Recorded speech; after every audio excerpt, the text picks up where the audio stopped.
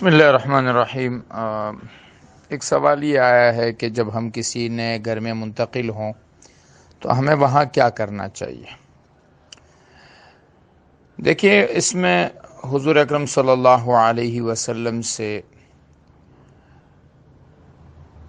کوئی نئی جگہ پر جا کر رہائش کے متعلق تو کوئی ایسی روایت میری نظر سے نہیں گزری ہے، البتہ عمومی روایات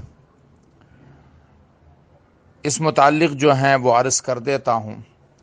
انس رضی اللہ تعالیٰ عنہ کہتے ہیں کہ رسول صلی اللہ علیہ وسلم نے فرمایا کہ ما انعم اللہ علی عبد نعمتا فی اہل و مال و ولد، کہ کسی بندے کو اللہ مال میں، جان میں، اولاد میں کوئی برکت دے اور وہ یوں کہے فقال ما شاء اللہ لا قوة الا باللہ فیرا فیہا آفت دون الموت، جب وہ ماشاء اللہ لا قوت الا باللہ پڑھے گا تو سوائے موت کے دیگر آفات سے اللہ اس کی حفاظت فرمائیں گے۔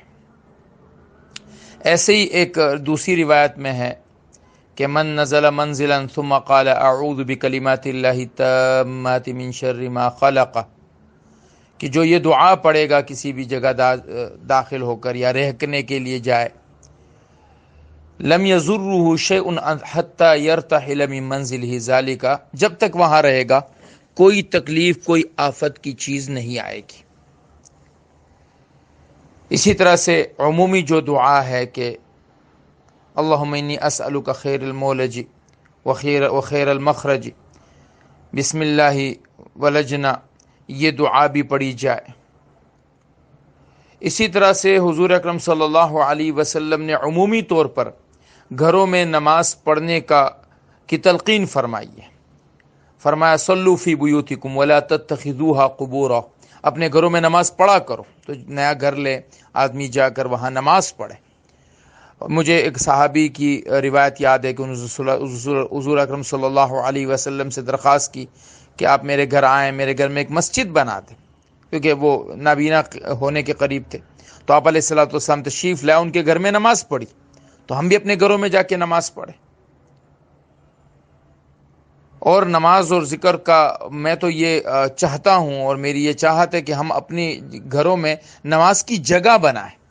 میں نے پہلے بھی شاید رمضان کے قریب یہ بات کی تھی کہ ہمارے جو ہندو لوگ ہیں ان کے ہاں ان کے مندر بنے ہوتے گھر میں، ہمارے بھی گھروں میں مسجد بنے۔